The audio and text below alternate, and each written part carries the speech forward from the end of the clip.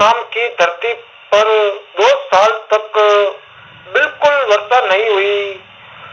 तो अपने तालाब को सूखता देख मेंढक को चिंता हुई। तो उसने सोचा कि अगर ऐसे ही रहा तो वह भूखा मर जाएगा। तो उसने सोच कर कि इस अकाल के बारे में, जय स्वामीनारायण प्रभु, जय स्वामीनारायण। उसने सोचा अगर ऐसे ही रहा तो वह भूखा मर जाएगा। तो उसने सोचा कि इस अकाल के बारे में स्वर्ग जाकर वहां के राजा से बात करनी चाहिए।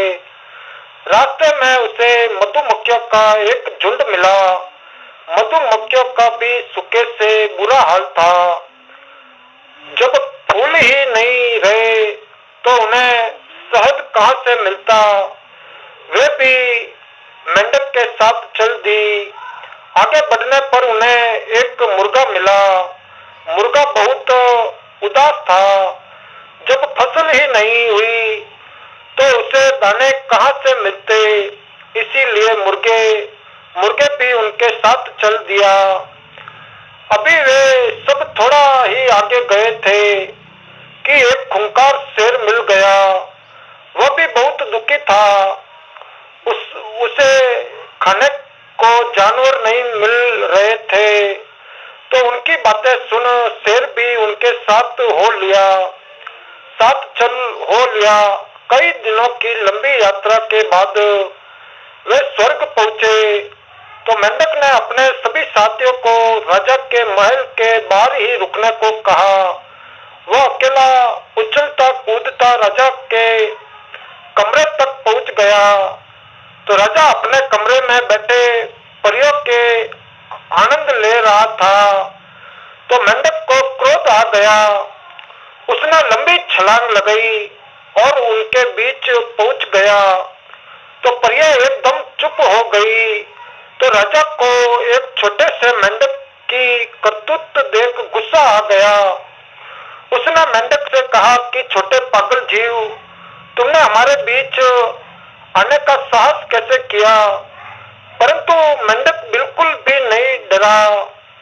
उसे तो धरती पर भी भूख से मरना था। तो राजा ने पहरेदारों को आवाज लगाई कि इस मेंढक को यहाँ से निकालो। तो मेंढक ने मधुमक्खियों को आवाज दी। वे सब भी अंदर आ गई और पहरेदारों के चेहरों पर डंक मारने लगी। जय स्वामीनारायण प्रभु, जय स्वामीनारायण। और उनसे बचने के लिए सभी पहरेदार भाग गए। राजा हैरान था। तब उसने तूफान के देवता को बुलाया। पर जैसे ही मुर्गे ने शोर मचाया और गुस्से में पंख फड़फड़ाना शुरू किया, वह भी डरकर भाग गया। तब राजा ने अपने कुत्तों को बुलाया। उनके लिए भूखा खूंखार शेर पहले से ही तैयार बैठा था। अब राजा ने डर कर मेंढक की ओर देखा। तो मेंढक ने कहा, महाराज, हम तो आपके पास प्रार्थना करने आए थे कि धरती पर अकाल पड़ा हुआ है और हमें वर्षा चाहिए। तो राजा ने उससे पीछा छुड़ाने के लिए कहा कि अच्छा चाचा, वर्षा को भेज देता हूँ। जब मेंढक अपने साथियों के साथ धरती पर वापस आया तो वर्षा भी उनके साथ ही थी। इसीलिए वियतनाम में मेंढक को स्वर्ग का चाचा कहकर पुकारा जाता है।